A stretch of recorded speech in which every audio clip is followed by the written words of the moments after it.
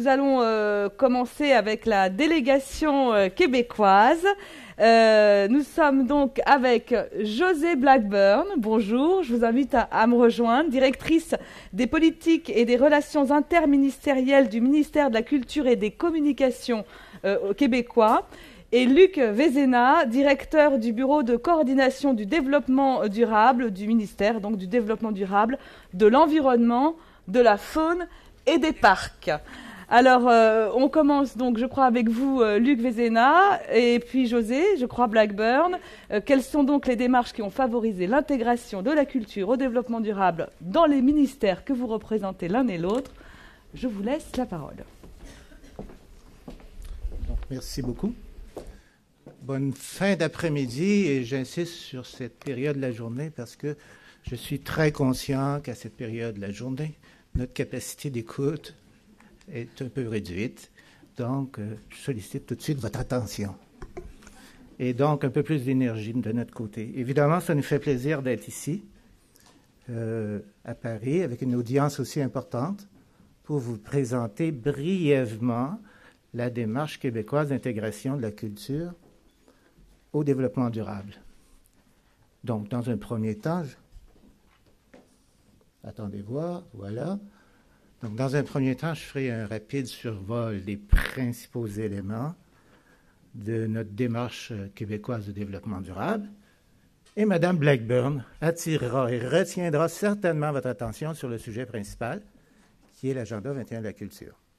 Agenda 21 de la culture qui a été adopté en novembre 2011 et qui nous a amenés dans l'administration publique québécoise à aller plus loin dans notre intégration, donc ce qu'on appelle le chantier gouvernemental de développement durable. De la culture. Donc, la démarche gouvernementale de développement durable, de façon très succincte, dans un langage de développement durable, c'est notre cadre institutionnel et elle repose sur un cadre légal et stratégique issu d'une large consultation et réflexion en 2005, qui était alors porté par un ministre qui en a fait son chevalier de développement, pas de bataille. Donc, il a fait une tournée du Québec où il y a eu un peu plus de 600 mémoires qui ont été entendues, déposées.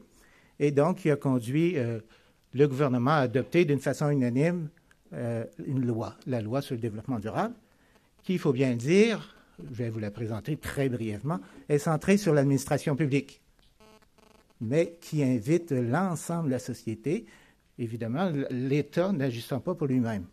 Donc, une approche que l'on croit englobante, qui repose sur un cadre rigoureux, que je ne présenterai pas trop en détail, avec 3 niveaux d'indicateurs, des indicateurs à l'échelle de la société, selon une approche par capitaux, donc des indicateurs de développement durable, d'autres indicateurs pour suivre les différents éléments de la stratégie, donc qui sont au nombre de 87, et des indicateurs pour tous les ministères et organismes qui, de par la loi et la démarche, sont obligés de s'investir dans la réalisation de plans d'action. Donc, c'est une loi qui aussi définit l'aspect important de la reddition de comptes, qui est une garantie de succès pour nous, surtout dans une conjoncture de réduction budgétaire et de rareté de ressources gouvernementales, disons. Et donc, une loi aussi qui statue sur la définition du développement durable, un peu à l'image de la définition Brundtland, et que je pourrais évoquer tout à l'heure. Donc, si on va rapidement sur la loi comme telle, elle poursuit 4 objectifs que vous allez rapidement oublier une fois que j'aurai terminé. Donc, instaurer un nouveau cadre de gestion au sein des ministères et organismes, donc de l'administration publique, afin que dans l'exercice de leur pouvoir et de leurs responsabilités, elles s'inscrivent dans une recherche du développement durable. On est vraiment dans une dynamique d'aller plus loin, parce qu'on sait très bien qu'au Québec, comme ailleurs dans le monde, déjà plusieurs initiatives et actions importantes de développement durable étaient en cours. Concourir à réaliser un virage nécessaire au sein de la société publique face au mode de développement non viable. Un aspect très important, assurer une meilleure cohérence de l'action gouvernementale, parce que déjà, il y avait de multitudes d'actions, mais qui n'étaient pas nécessairement convergentes, et favoriser une plus grande imputabilité. Donc, vous avez une représentation ici, synthèse de la démarche. D'abord, l'adoption de la loi en 2006, qui voulait que dès dans l'année suivante que le gouvernement adopte une stratégie. Donc, ça a été fait en décembre 2007. Donc, c'est la stratégie de 2008-2013 de développement durable. Et laquelle loi et stratégie oblige ou invite très fortement, en fait, il y avait une obligation par décret du gouvernement, que chacun des ministères et organismes adopte et met de l'avant un plan d'action de développement durable. Donc, au tout début, on en avait 135, donc tous les ministères et gros organismes et entreprises de l'État. Donc, je vous ai évoqué qu'il y a des indicateurs pour en faire suivi et il y a surtout une obligation pour toutes ces organisations gouvernementales de faire rapport d'une façon annuelle de leurs résultats dans leur rapport annuel d'activité, dans leur rapport annuel de gestion. Une obligation aussi pour le gouvernement de rendre des comptes. Après 5 ans, donc dans la prochaine année, on aura à produire un rapport, mais on fait aussi des bilans annuels. La loi, évidemment, a mis en place d'autres mécanismes, notamment un commissaire au développement durable, et ce n'est pas la même signification qu'ici en France, le mot commissaire. C'est à toute fin pratique un vérificateur général adjoint qui suit la démarche et qui nous donne beaucoup de travail. Et donc aussi, je veux dire que la loi, dans son libellé, incite évidemment l'ensemble de la société à s'inspirer du cadre de référence qui est la stratégie, particulièrement les organismes municipaux, les nombreux organismes du réseau de la santé et des services sociaux et les entreprises privées. Donc, le principal outil issu de l'application de la loi, c'est la stratégie, c'est le mécanisme plus concret. On en a un autre important qu'on met à la disposition des organisations gouvernementales, qui est la prise en compte des principes du développement durable, qui a été inclus dans la loi.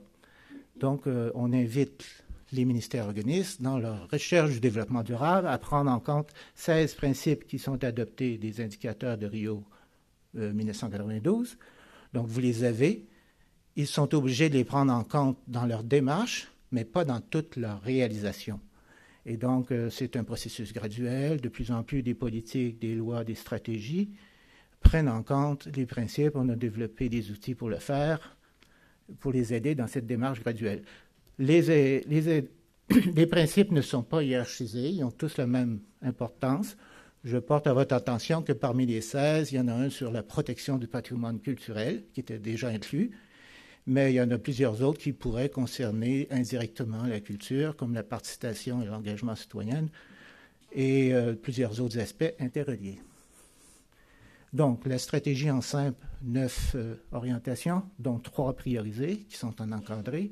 Donc, j'en fais pas lecture, c'est souvent des orientations qu'on retrouve dans d'autres États. Informer, sensibiliser, éduquer. Pour nous, c'est un large chantier tout à fait important. Produire et consommer de façon responsable, et aménager et développer le territoire d'une façon durable et intégrée. Et qui se déclinait en 29 objectifs au départ. Maintenant, on en a un 30e qu'on a ajouté pour mieux rencontrer nos objectifs d'intégration de la culture, tout à fait récemment.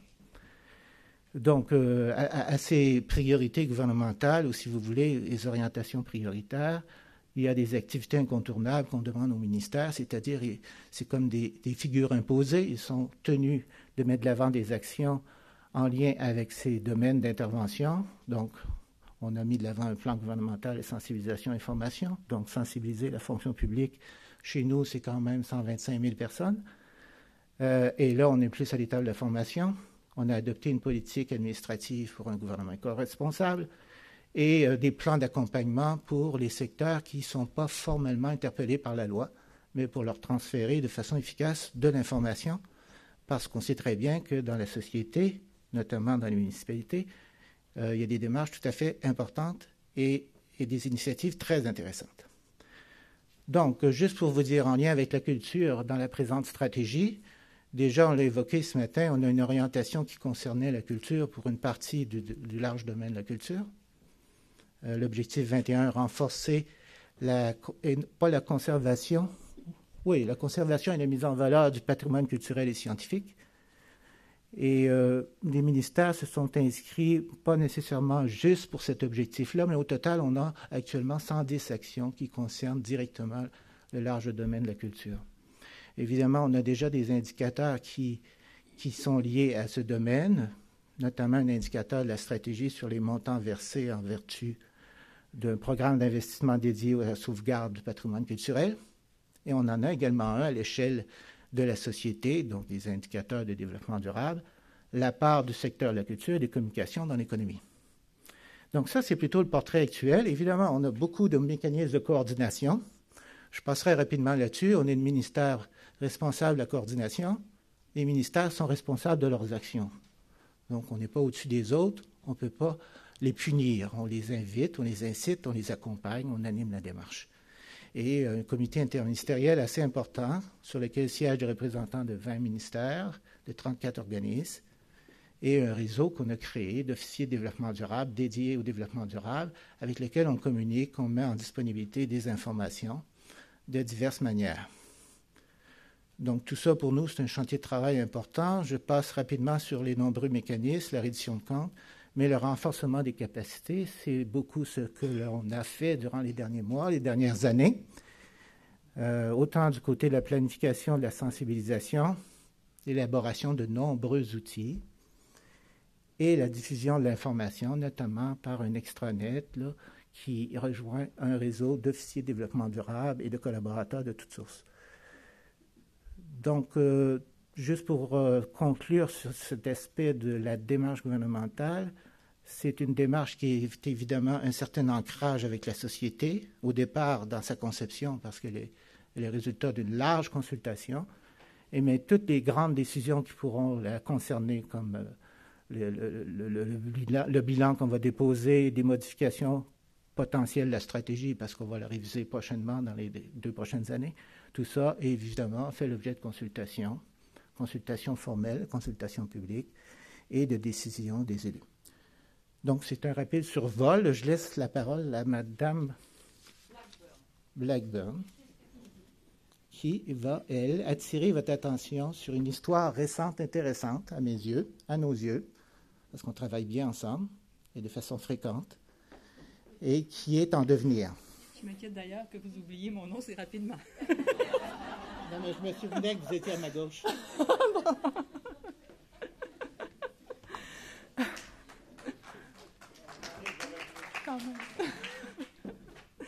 Alors, merci, M. Vézina. Peut-être que notre présentation pourrait répondre à la question de monsieur qui disait « et après ». Le Québec, je pense, est une belle illustration. La démarche québécoise est une belle illustration d'un « et après » possible. Et je veux souligner la collaboration tout à fait exceptionnelle que le ministère de la Culture a établie avec le ministère du Développement durable. On l'a entendu, c'est pas toujours facile de faire comprendre. Pardon, on me dit que je suis pas dans le micro. Mais voilà. Ce n'est pas toujours facile de faire comprendre à nos vis-à-vis l'importance de la culture, nous qui y croyons si profondément. Mais je souligne vraiment la collaboration du ministère du Développement durable. Alors, M. Vézina vous a présenté la démarche gouvernementale qui a mené à l'adoption de la loi et de la stratégie gouvernementale sur le développement durable. Je vous parlerai maintenant de la démarche québécoise pour intégrer la culture dans cette démarche, dans cette loi. Alors, attends, mon petit piton. Voilà. Point de départ de cette démarche en 2009, donc dans la foulée de l'adoption de la stratégie gouvernementale, le ministère a procédé à l'adoption de son propre plan d'action de développement durable que nous avons intitulé « Notre culture au cœur du développement durable ».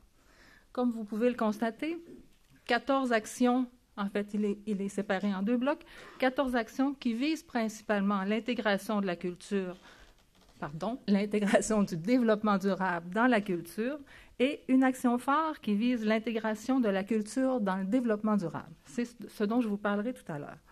Mais dans les 14 actions, je soulignerai l'adoption d'un cadre de gestion environnementale, l'élaboration d'orientations ministérielles qui seront par la suite appliquées à l'ensemble du gouvernement en matière culturelle d'aménagement du territoire et plus particulièrement la nouvelle loi sur le patrimoine culturel qui constitue une avancée importante dans la gestion renouvelée du patrimoine. Cette loi a été présentée à l'Assemblée nationale du Québec dans le but de remplacer la loi sur les biens culturels qui datait des années 70. Arrimée au principe de la nouvelle loi sur le développement durable du Québec, en particulier ceux concernant la prévention, la précaution et la participation et l'engagement des milieux locaux, l'élaboration du projet de loi constituait l'un des principaux éléments du plan d'action de développement durable du ministère. Adoptée à l'unanimité, cette loi est entrée en vigueur le 19 octobre 2012. Elle est moderne et tournée vers l'avenir. Elle s'inscrit dans les tendances internationales en matière de patrimoine culturel. Elle marque ainsi une nouvelle étape dans l'histoire de la protection du patrimoine culturel par l'État au Québec. Elle reflète les conceptions actuelles en élargissant la notion de patrimoine pour inclure le patrimoine immatériel et les paysages culturels patrimoniaux. De plus, elle ouvre des possibilités aux municipalités et aux communautés autochtones qui souhaitent intervenir pour la protection d'éléments du patrimoine culturel qui leur sont chers. Avant de vous présenter plus en détail l'Agenda 21 de la culture, l'action phare de notre plan d'action de développement durable, revenons un peu en arrière afin de mettre en perspective quelques éléments du contexte international et du contexte québécois qui ont influencé notre approche.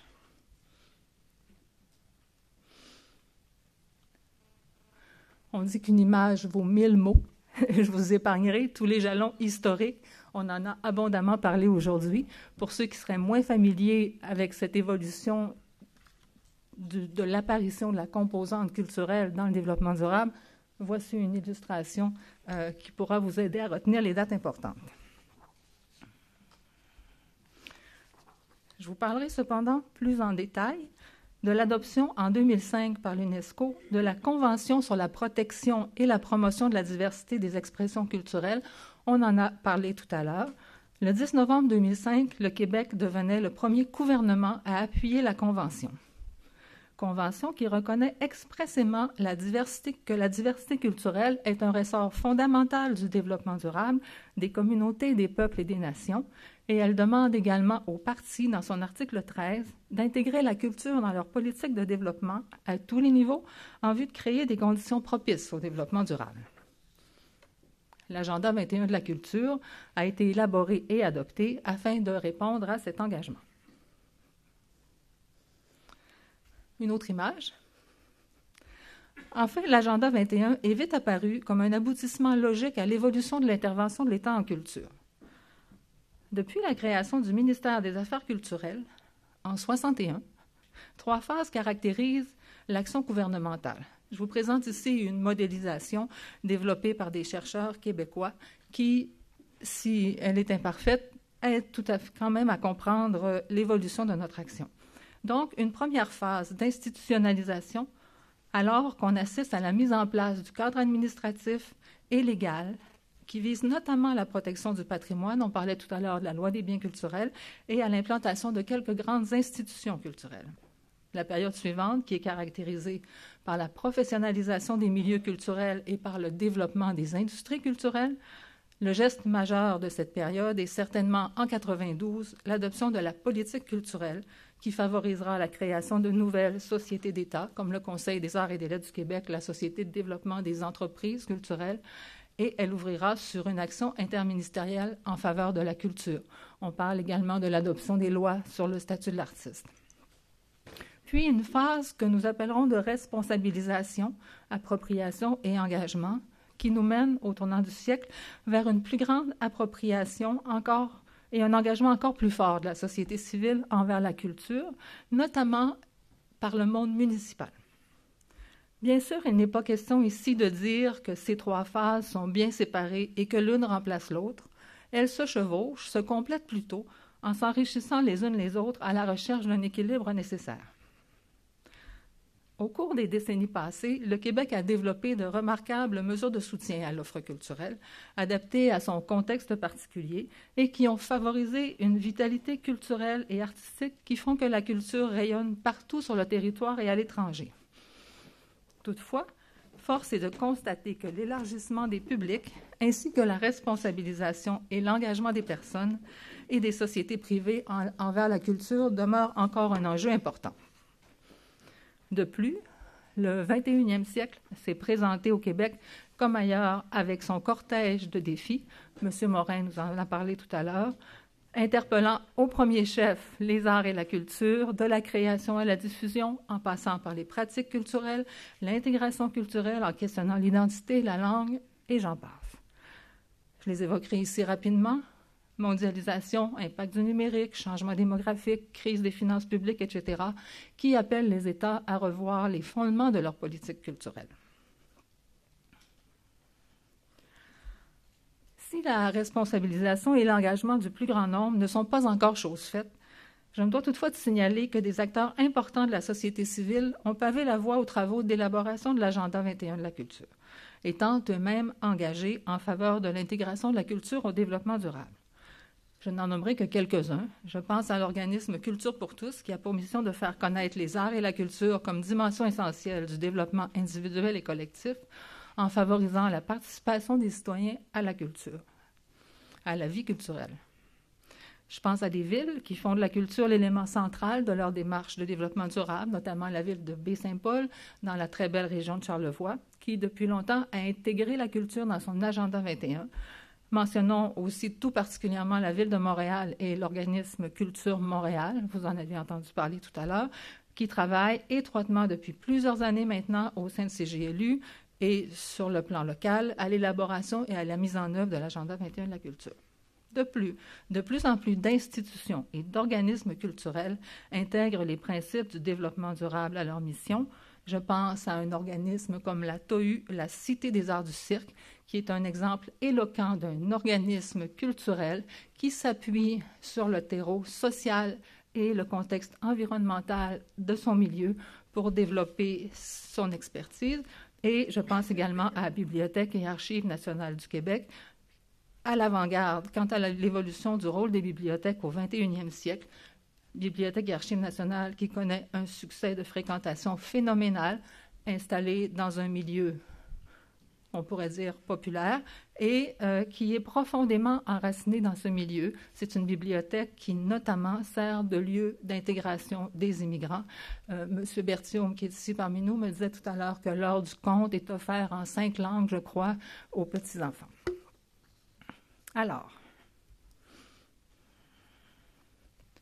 c'est donc dans ce contexte de bouillonnement que l'idée d'un agenda 21 de la culture pour le Québec s'est présentée à nous comme une voie inspirante et fructueuse pour répondre aux nouveaux défis que je viens de mentionner et mettre de l'avant le rôle et la place de la culture dans le développement durable.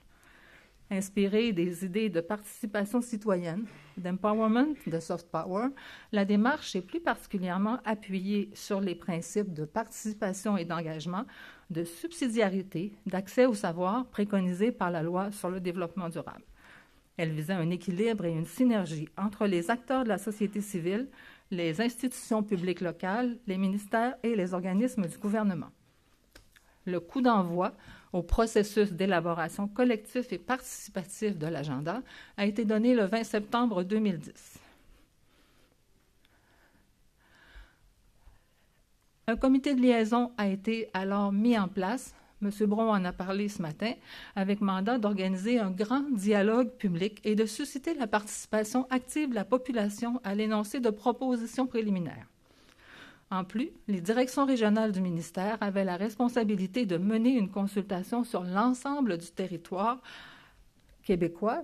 Plus de 5000 citoyennes et citoyens sont venus dans des cafécultures pour livrer leurs propositions préliminaires pour l'agenda 21.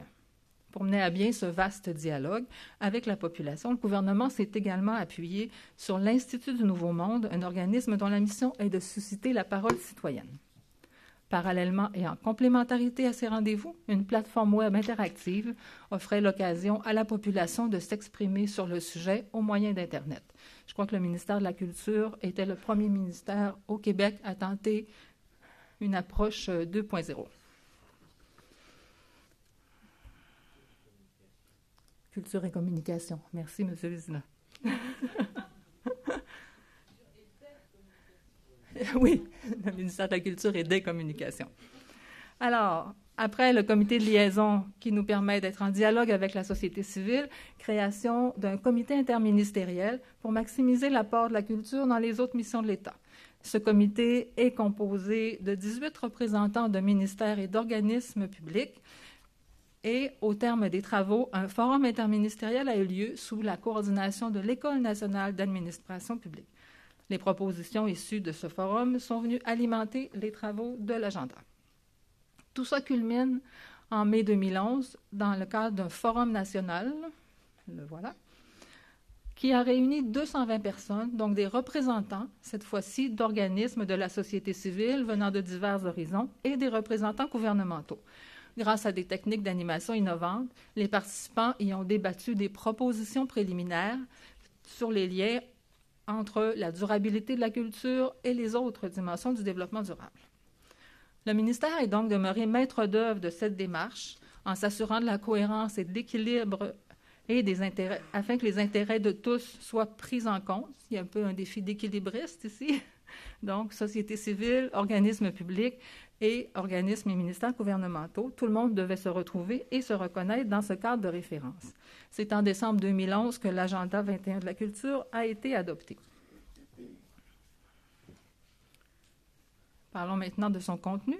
En fait, l'agenda constitue un cadre de référence qui définit des principes et des objectifs pour que le Québec fasse de la culture une composante majeure et essentielle de ses stratégies de développement. En fait, le Québec est le premier État à se doter de son propre agenda 21 de la culture. Il constitue un cadre de référence établissant les principes, les objectifs pour faire de la culture une composante majeure essentielle, je l'ai dit tout à l'heure, intégrée aux dimensions sociales, économiques et environnementales du développement. Ce cadre recherche la complémentarité et le soutien mutuel entre la culture et les différentes dimensions. Il est important de souligner cette vision. Il s'agit ici d'aller plus loin que de chercher l'équilibre entre la culture et les autres dimensions du développement durable. Il s'agit de concevoir des projets et des politiques qui cherchent à ce que la culture, l'économie, le social et l'environnement s'appuient les uns sur les autres, se soutiennent mutuellement et soient complémentaires dans leurs actions. On passe. Maintenant, en plus des 16 principes de la loi sur le développement durable, dont le principe de protection du patrimoine culturel qui a été mis en évidence tout à l'heure, l'agenda recommande la prise en compte de 3 nouveaux principes. Préservation de la diversité culturelle, qui est une condition essentielle pour le développement durable. Utilisation durable des ressources culturelles, car les ressources culturelles ne sont pas des ressources comme les autres et doivent être utilisées de manière responsable en évitant toute forme de surexploitation, de dénaturation et d'appauvrissement. Et finalement, créativité et innovation, qui sont des conditions essentielles pour assurer la viabilité du développement global de la société.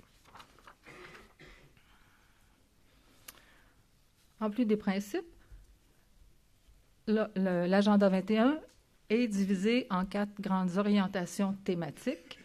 L'agenda a comme objectif de donner une impulsion à une vision renouvelée du développement de la culture. Donc, sous les 4 grandes orientations thématiques, nous retrouvons 21 objectifs qui viennent préciser la vision intégrée à la base de l'agenda. La partie 1 concerne davantage le patrimoine matériel et immatériel, le soutien et la valorisation des arts, des lettres et des industries culturelles, la langue, les cultures autochtones, le citoyen comme acteur et porteur de culture.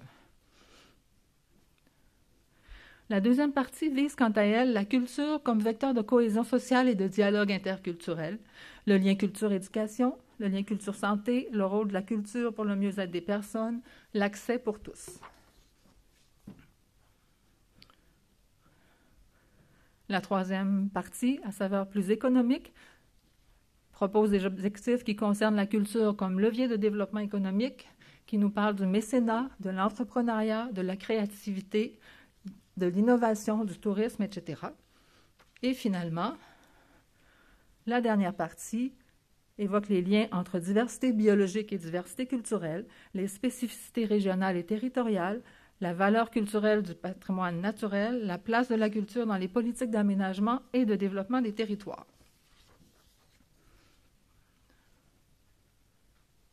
Oh, il me manque une page. Voilà. Excusez-moi. Alors, pour sa mise en œuvre, l'Agenda 21 se décline en 3 volets. Un volet qui nous parle de la participation du Québec aux forums internationaux.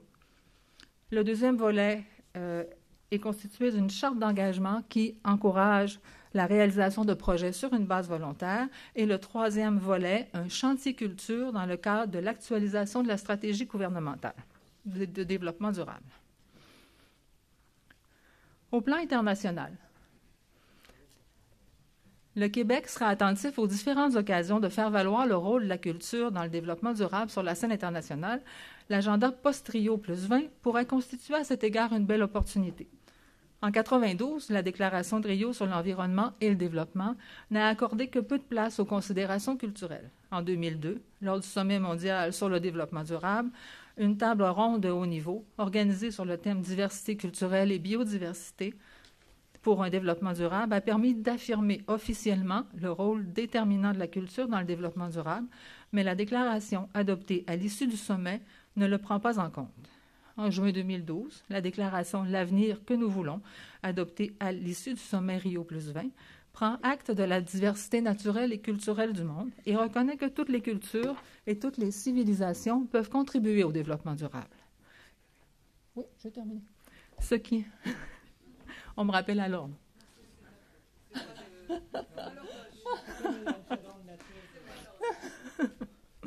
Comme si ce n'était pas intéressant. Alors, ce qui constitue une certaine avancée pour la reconnaissance du rôle de la culture dans le développement durable, certains pourraient qualifier cette avancée de timide. L'un des principaux résultats de la conférence est le lancement d'un processus, vous le savez, en vue de l'élaboration et de l'adoption d'objectifs du développement durable d'ici 2015. Selon la déclaration, ces objectifs doivent concerner principalement les domaines prioritaires aux fins de la réalisation du développement durable. Nous croyons que la reconnaissance de la culture dans ces objectifs de développement durable constituera sans doute un enjeu majeur des prochaines années. Je passe rapidement sur la charte d'engagement, le deuxième volet de la mise en œuvre de l'Agenda 21. La charte vise à susciter l'adhésion aux principes et à encourager, on l'a dit, sur une base volontaire, la réalisation de projets cadrant avec les objectifs. Elle s'adresse aux acteurs de la société de tous les niveaux et de tous les secteurs, qu'ils soient des personnes, des organismes de la société civile, des gouvernements locaux, des entreprises ou des ministères et organismes. Ainsi, ce sont des citoyens, des municipalités, des bibliothèques, des entreprises privées, des musées, des écoles, des universités, j'en passe et bien d'autres, qui ont déjà adhéré à l'Agenda 21 et qui se sont engagés à le mettre en œuvre dans leurs propres actions. Quant au chantier culture, le dernier volet de la mise en œuvre de l'Agenda 21, je vais laisser mon collègue, M. Vézina, vous en parler plus en détail. Merci, Mme Blackburn. Donc, très brièvement, le chantier culture vise à amener l'administration publique à intégrer davantage. Le mot davantage est important parce qu'il y avait déjà une prise en compte de la culture, une certaine prise en compte, dans ses activités de développement. Et donc, pour ce faire, le gouvernement du Québec, donc nous avons reconnu depuis l'automne dernier, au mois de décembre dernier, la culture comme une composante transversale majeure. Donc, ce n'est pas réducteur, assurez-vous. Pour nous, il y en a juste une qu'on reconnaît comme importante et transversale, de façon à ce que, d'une façon la plus fonctionnelle possible, la culture soit considérée dans le mécanisme de mise en œuvre du développement durable, qui est le principal mécanisme étant la stratégie de développement durable. Et donc, plus concrètement, chacun des ministères et organismes interpellés par la loi de développement durable devra ajouter et éventuellement mettre en œuvre au moins une action. On espère que ce sera plus qu'une, ce sera 2 ou 3 par ministère, ou peut-être même plus, mais au moins une nouvelle action associée à l'Agenda 21 de la culture et, bien sûr, dans son plan d'action de développement durable d'ici le 31 mars prochain. Donc, toute une mécanique qu'on est en train de mettre en place, d'établir. Donc, les ministères sont dans cette activité, l'établissement d'actions qui contribue d'une part à l'Agenda 21 de la culture, parce que c'est 2 planifications différentes qu'on doit croiser et harmoniser, donc qui contribuent d'une part à l'un ou l'autre des objectifs de l'Agenda 21 de la culture, mais aussi qui contribuent à l'atteinte des objectifs de la stratégie. Donc, pour ce faire, nous avons développé un guide pour aider les ministères et organismes dans cette démarche, un tableau d'arrimage entre les différents objectifs, et on est dans la phase de donner des formations, de l'accompagnement aux ministères et organismes. Et comme il ne s'agit pas d'un arrimage qui est facile, c'est nouveau pour certains ministères. Pour certains ministères comme l'éducation, c'est plutôt facile. Pour le ministère de l'Agriculture et de l'Alimentation, c'est assez aisé. Mais c'est ça. Donc pour le ministère de la Justice, c'est pas évident. certaines organisations donc, qui ont à réfléchir comment aborder ce nouveau sujet, comment le prendre en compte, cette composante transversale importante. Et donc, l'arrimage n'était pas parfait. Le gouvernement du Québec, le Conseil des ministres, a adopté un nouvel objectif, a ajouté un objectif à la stratégie. Donc, pour modifier la stratégie, il faut l'autorisation des élus. Donc, c'est un exercice qui est en cours, qui devrait s'étaler dans un premier temps au cours des 2 prochaines années. On va analyser les résultats principalement sous l'angle de l'agenda 21 de la culture et ses objectifs, mais aussi la contribution à la stratégie de développement durable. Donc, je vous terminerai en disant que c'est une démarche qui est à nos yeux ambitieuse, qui n'est pas facile, c'est un grand défi, mais il y a beaucoup d'intérêt de manifester. On n'a pas rencontré dans l'appareil public d'opposition. Il y a un intérêt à faire cette démarche, à réfléchir comment, de façon correcte, on peut faire plus pour mieux intégrer la composante culture aux autres aspects du développement durable. Je vous invite à aller vous asseoir.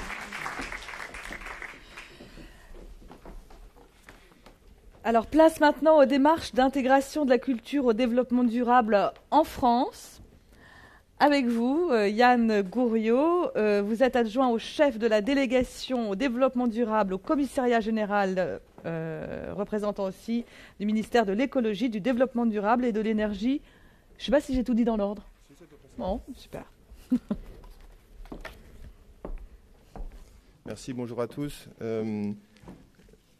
Je suis très, très heureux d'être ici, puisqu'on parle de développement durable et que j'appartiens au ministère qui suit ces questions-là. Pour autant, j'aurais presque une petite réflexion préliminaire qui est tout à fait personnelle. C'est que je m'aperçois que ce n'est pas naturel de parler de culture et de développement durable. Moi, j'avais plutôt l'impression que c'était plutôt naturel. Et le colloque lui-même, se dire culture et développement durable, c'est le « et » qui me gêne un peu. Puisque pour moi, la culture fait partie intégrante du développement durable, c'est l'identité de chacun, au même titre que les 3 autres éléments du développement durable, l'environnement qui est la condition de notre durabilité, le social qui est l'objectif que nous devons tous atteindre de vivre dans une société harmonieuse, et l'économie qui est un moyen pour arriver à tout ça. Donc voilà, je referme ma parenthèse, mais et donc ce qui fait que les réflexions qu'on mène, et j'essaierai de vous montrer en quoi le ministère, et particulièrement le commissariat général au développement durable, agit dans ce sens-là. Les réflexions qu'on mène, ce sont des réflexions de meilleure harmonie, symbiose entre ces 4 éléments. Et c'est un combat pas toujours facile, mais c'est le même combat que nous retrouvons au sein du ministère pour faire prendre conscience de la nécessité d'un développement durable de la société à l'ensemble des acteurs. Le ministère du développement durable, et particulièrement le commissariat général au développement durable, qui est une entité transversale au sein de ce ministère, a pour charge l'animation des politiques de développement durable, l'animation, la promotion, la mise en œuvre de la durabilité de notre société. Et ça se fait en partenariat étroit avec l'ensemble des acteurs. On n'est pas tout seul à piloter ça. Et le commissaire général est en même temps délégué interministériel au développement durable. C'est-à-dire qu'au sein de l'appareil de l'État en France, nous avons un rôle d'animation interministérielle des politiques de développement durable. À ce titre, le commissariat a piloté les travaux d'élaboration de la stratégie nationale de développement durable. Et puis, il anime un réseau des hauts fonctionnaires au développement durable, dont M. Miles, qui va me succéder ici, est le représentant pour le ministère de la Culture. Et ces hauts fonctionnaires au développement durable forment un réseau dans les administrations de l'État qui permet de faire passer, de coordonner les travaux entre les différents ministères, sachant que chaque ministère est invité à décliner la stratégie nationale de développement durable dans une stratégie ministérielle. Tous les ministères ne l'ont pas fait, mais tout le monde est incité à le faire et on travaille dans ce sens. Et ces stratégies ministérielles de développement durable, eh bien, c'est la manière de décliner le développement durable à l'échelle d'une politique menée sur le territoire national. Et donc on a une stratégie ministérielle pour le ministère des Sports et de la Jeunesse. On a une stratégie ministérielle pour le ministère de la Défense. Et nous avons une stratégie, le ministère de la Culture a une stratégie ministérielle de développement durable. Ce qui montre bien, et je ne vais pas déflorer ce que pourra vous dire M. Miles, mais ce qui montre bien l'interaction entre une politique culturelle et une politique de développement durable. Alors, un petit point d'introduction également, ça c'est l'architecture générale de notre action. Un petit point quand même, je vais revenir à ce qu'on appelle développement durable, en tout cas pour nous, parce que finalement la culture, je vous l'ai dit, c'est j'allais dire le bouillon dans lequel nous vivons. C'est ce qui nous identifie. Et pourtant, les enjeux de développement durable sont des enjeux majeurs, ce sont des enjeux de société, puisque, vous le savez, vous lisez la presse et vous connaissez bien le sujet, le développement durable, c'est la nécessité que nous avons, surtout aujourd'hui, de plus en plus, de manière urgente, d'opérer une transition de la société vers une société qui soit décarbonée, économe en ressources et qui sache faire attention aux plus démunis, aux plus fragiles de la société. Et donc ces enjeux-là sont de plus en plus prégnants, de plus en plus urgents, particulièrement parce que nous avons un mur devant nous qui est le mur de l'accroissement de la population, de l'accroissement du réchauffement de la planète, de l'appauvrissement des ressources, et en particulier de l'ensemble des ressources qui ne sont pas renouvelables. Ça, c'est un mur qui va nous arriver, vers lequel on est en train de courir. On est en train de foncer dedans en klaxonnant. Et il faut absolument qu'on change la course de notre société pour répondre à ces enjeux et pour pouvoir les surmonter. Et ça nécessite pour la société en général, c'est-à-dire on l'a bien vu à Rio et puis de nouveau à Rio plus 20 encore récemment, ça nécessite un changement de paradigme. Un changement de paradigme, c'est-à-dire un changement culturel.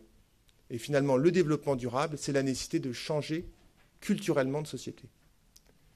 C'est là que finalement les deux acceptions se rejoignent très, très fort. Et ce changement de société ne peut se faire que si nous emportons, comme l'a très bien montré tout à l'heure M. Vézina, ne peut se faire que si on emporte l'adhésion.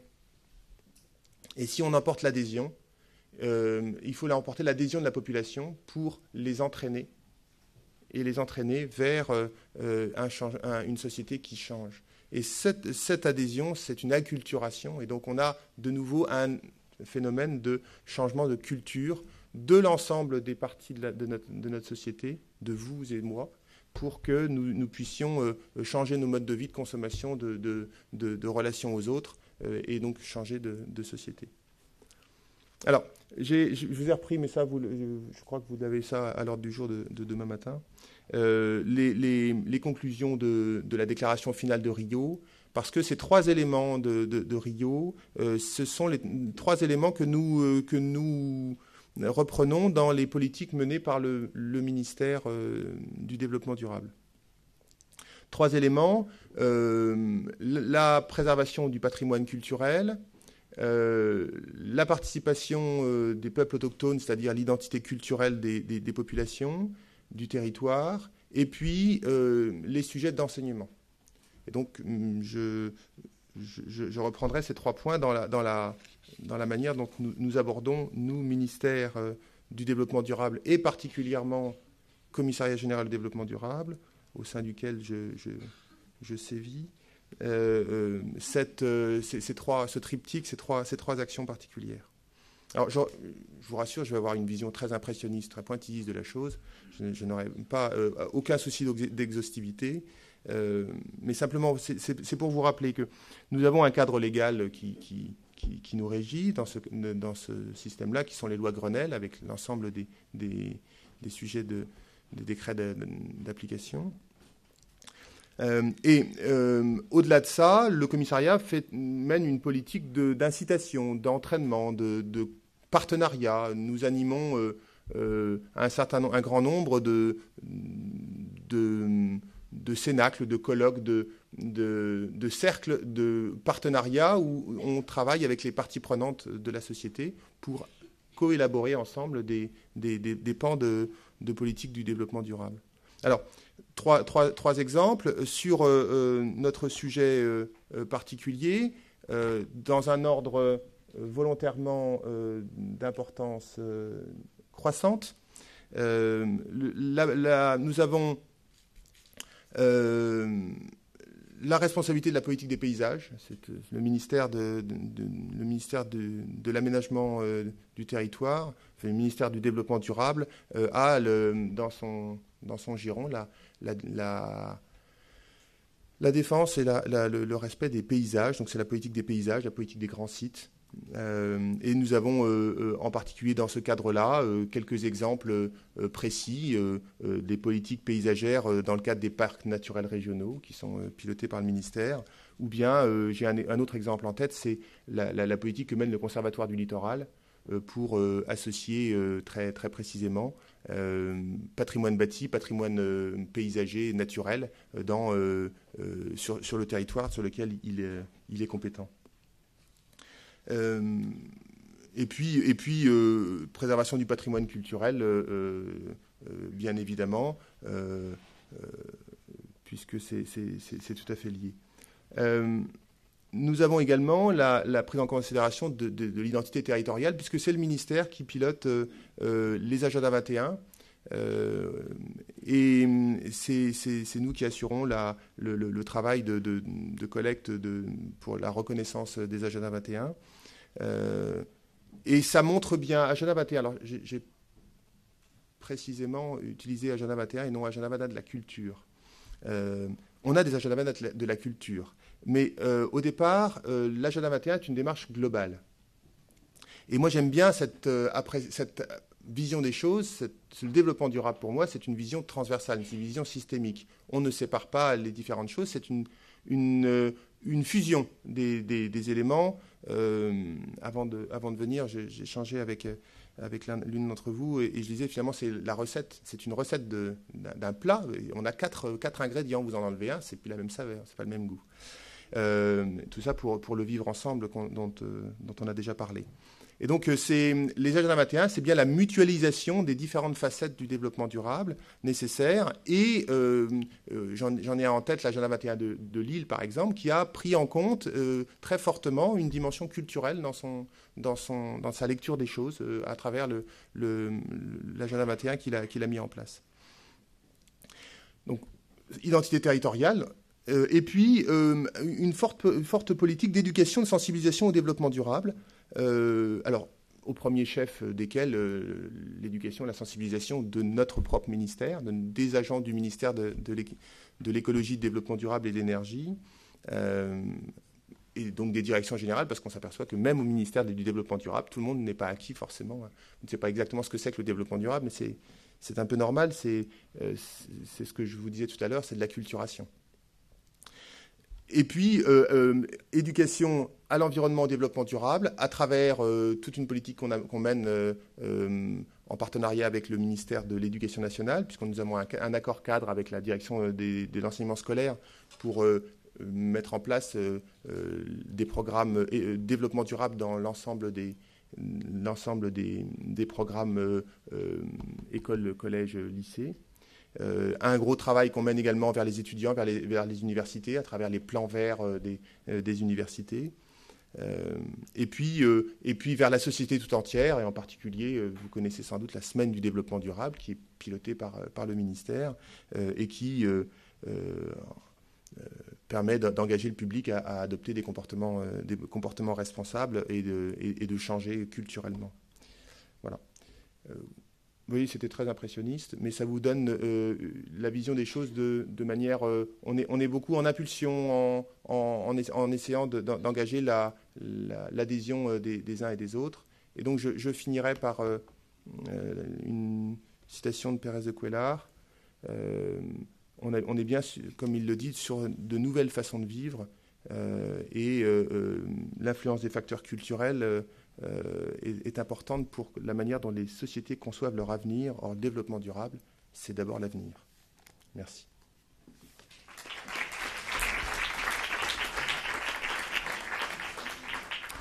Merci Yann Gouriot. Alors on termine cette session avec Christopher Miles, que j'invite au pupitre.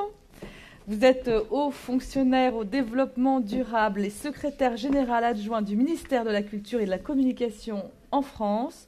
Alors culture et développement durable, comment intégrer l'un aux démarches de l'autre au niveau national? Merci beaucoup. Eh bien, on y travaille tous les jours. Et je crois que beaucoup d'entre nous ont dit que culture et développement durable, ça va ensemble. Oui, ça va ensemble. C'est pas forcément si évident que ça. On peut se rappeler qu'il y a des civilisations qui sont mortes presque de leur culture. Il suffit de se rappeler ce qui est passé sur l'île de Pâques, où la construction de grandes statues très dispendieuses a fini par aboutir à la disparition quasi totale de la population, pour se rappeler que l'activité culturelle, après tout, elle aussi, a un impact sur l'environnement et que cet impact peut être destructeur.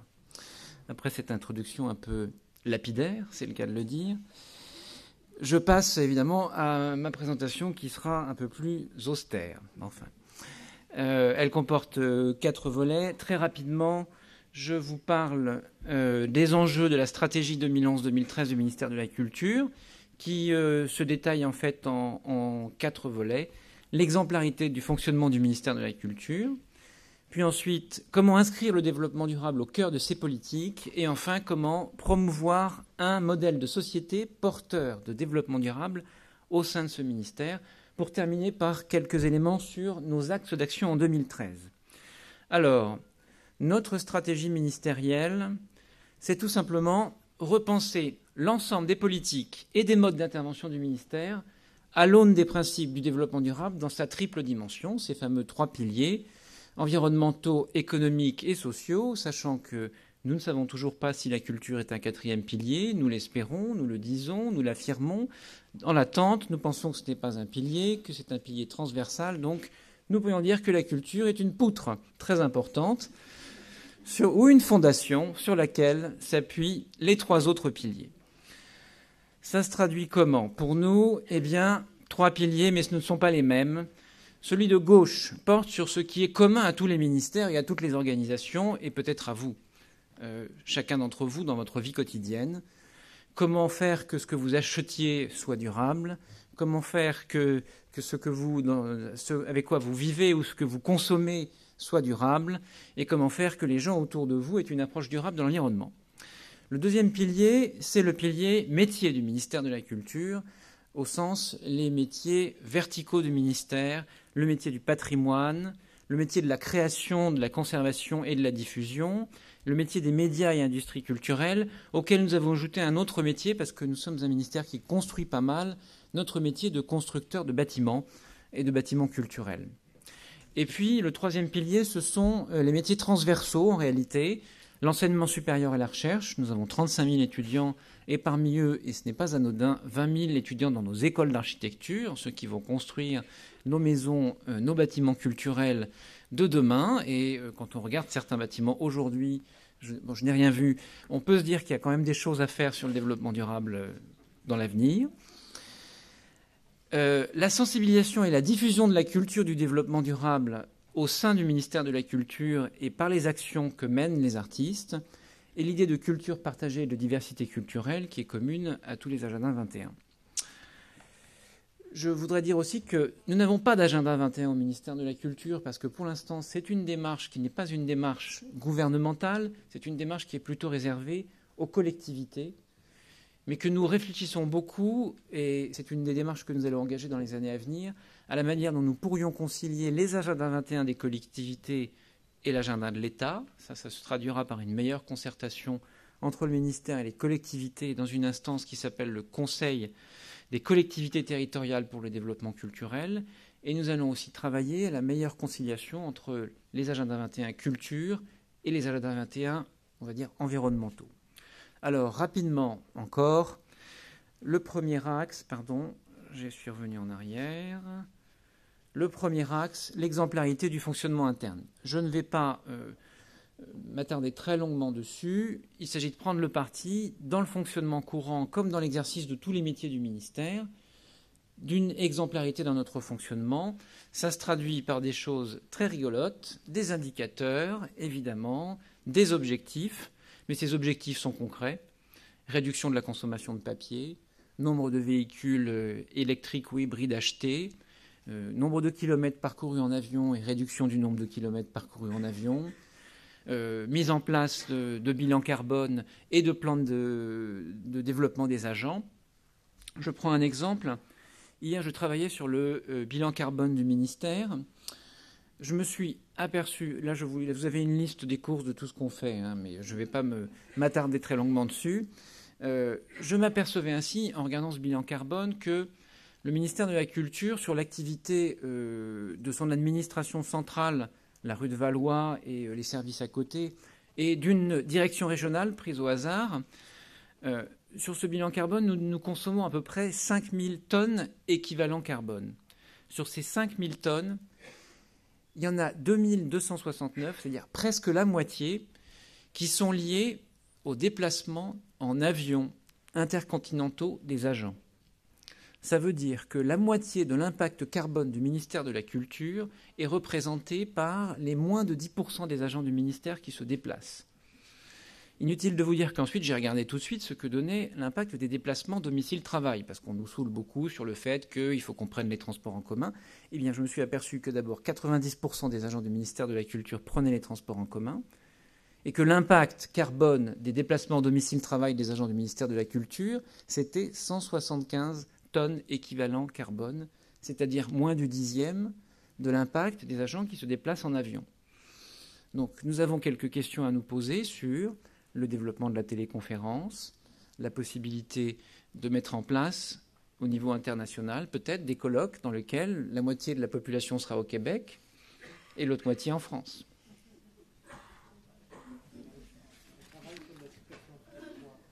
Effectivement, dans les territoires aussi grands que le Québec, des questions à peu près similaires doivent se poser. Je parle maintenant de la nécessité d'inscrire le développement durable au cœur des politiques mêmes du ministère.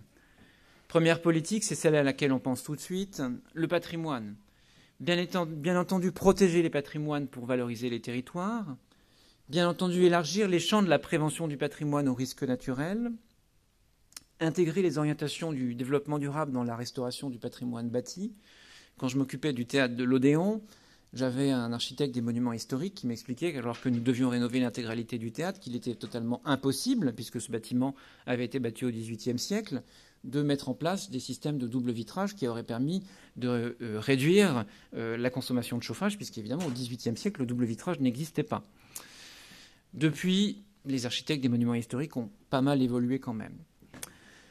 Inciter, et ça c'est très important, et nous y travaillons beaucoup avec le commissariat général au développement durable, inciter à la réhabilitation des constructions existantes plutôt qu'aux démolitions, en partant toujours du principe qu'il vaut mieux réhabiliter plutôt que détruire et reconstruire ou promouvoir l'étalement urbain.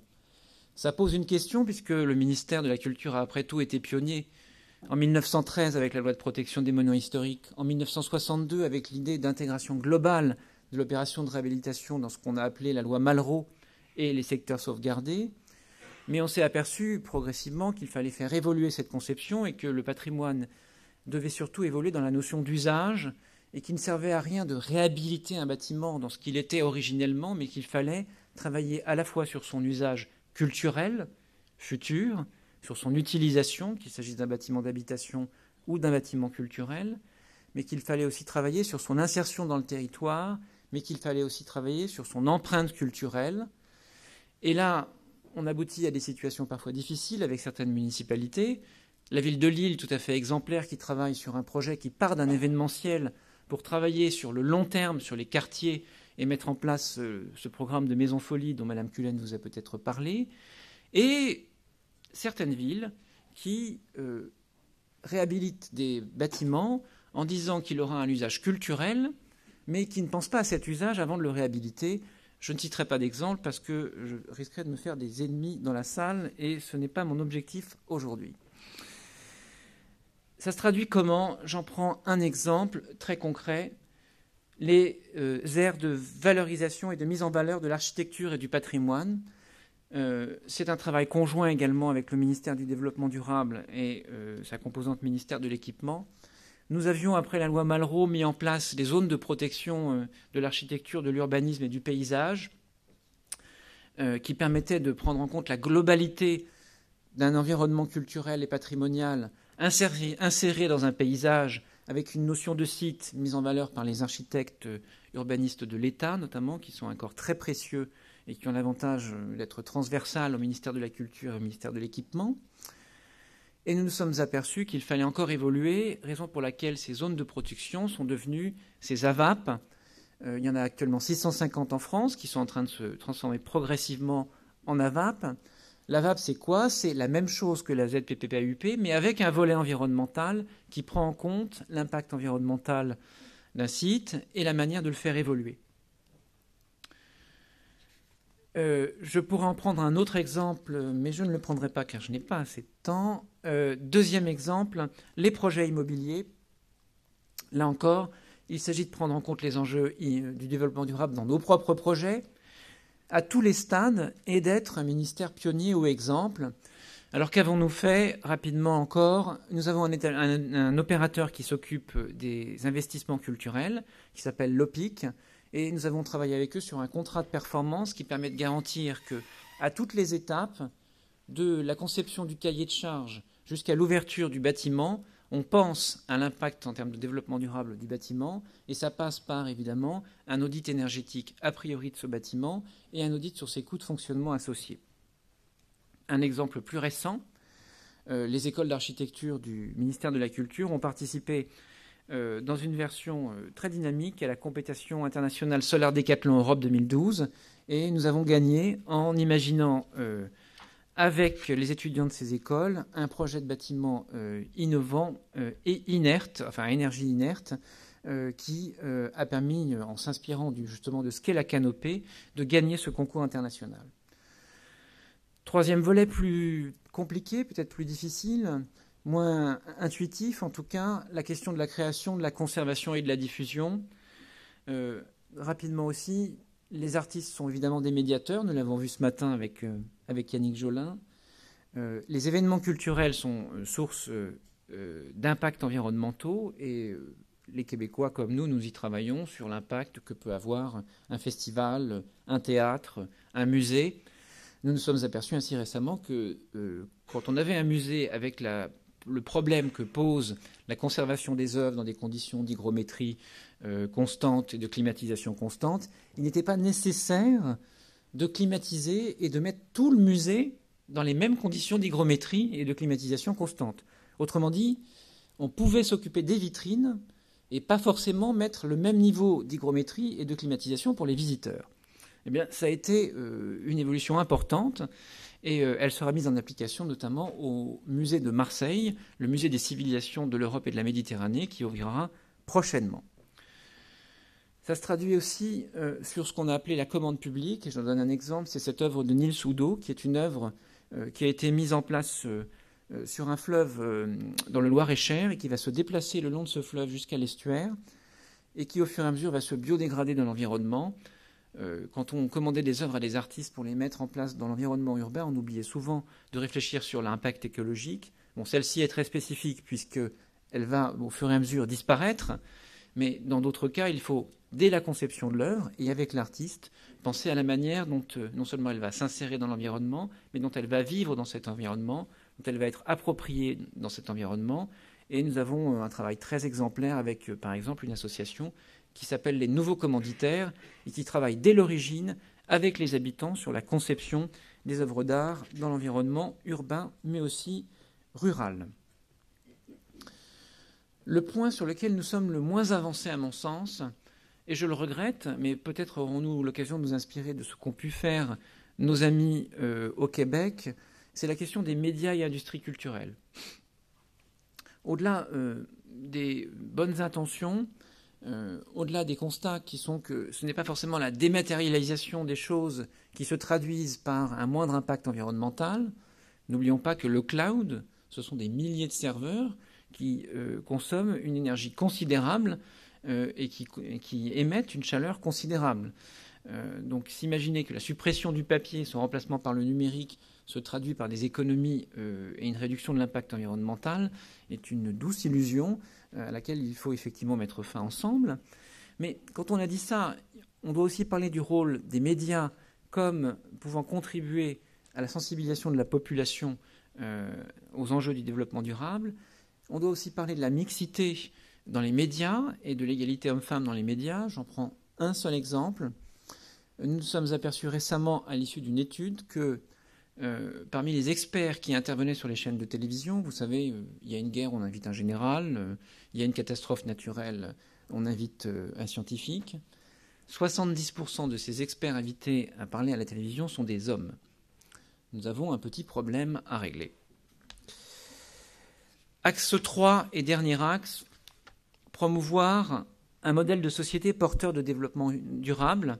Ça nécessite, que nos étudiants dans les écoles d'architecture, mais aussi dans toutes les autres écoles du ministère, alors nous avons des conservatoires, nous formons des acteurs, nous formons des musiciens, nous formons aussi des designers, nous formons des artistes plasticiens, nous formons des sculpteurs, nous formons des vidéastes. Tous puissent à un moment ou un autre avoir une rencontre avec ces enjeux du développement durable. Ça nécessite aussi que nous définissions ensemble des problématiques de recherche sur ces sujets qui croisent les problématiques culturelles et les problématiques scientifiques. Et tout ceci se traduit par exemple dans la formation continue des architectes, dans la formation des acteurs du bâtiment et de la ville au développement durable. Ça se traduit aussi à l'intérieur même du ministère. Tous les nouveaux encadrants qui arrivent au ministère de la Culture sont formés au développement durable et ont un module de sensibilisation à ce sujet. Ça se traduit dans la construction d'une démarche collaborative avec les services du ministère pour fabriquer la prochaine stratégie ministérielle de développement durable. Et peut-être que ça se traduit aujourd'hui par ce colloque. J'en termine par nos axes d'intervention pour l'avenir. Et l'avenir, c'est aujourd'hui, c'est 2013. Ce que nous devons faire pour travailler sur l'année qui vient, on s'est donné quelques objectifs. Premier objectif, travailler et intensifier l'accessibilité des personnes handicapées aux services de communication en ligne. Nous allons ouvrir prochainement un site qui s'appellera culture.fr, qui va être le portail d'accès aux ressources culturelles du ministère. Il faudra que ce site soit ergonomiquement adapté aux personnes handicapées. Et ça, c'est l'année prochaine. Deuxièmement, travailler sur l'accessibilité des personnes handicapées aux établissements culturels et à l'offre culturelle. Nous sommes en retard. Nos établissements d'enseignement supérieur devraient déjà être accessibles aux personnes handicapées. Tous les bâtiments publics devraient l'être en 2015. Nous mettons donc les bouchées doubles dans un contexte budgétaire très difficile, mais je pense que nous pourrons dire qu'avec 2 ans de retard, tous nos établissements d'enseignement supérieur seront accessibles aux étudiants handicapés, mais aussi nous aurons mis en place une vraie politique volontariste d'accès de ces étudiants à ces établissements. C'est-à-dire que nous recenserons le nombre d'étudiants qui font une scolarité, qui sont actuellement en situation de handicap, et nous mènerons une politique active pour les engager à mener ces études. Car je peux vous dire que pour avoir été dans un fauteuil roulant pendant 6 mois, quand vous vivez la vie au niveau des roues, vous avez une autre approche de l'environnement, et avoir des architectes handicapés amènerait probablement à des bâtiments beaucoup plus éco-responsables et beaucoup plus doux pour l'environnement. Autre exemple, et enfin, nous allons travailler toujours sur le dialogue interculturel et publier un ouvrage sur ce sujet, et nous mènerons une grande action pour le soutien de la diversité linguistique avec Xavier Nort, le délégué interministériel à la diversité linguistique.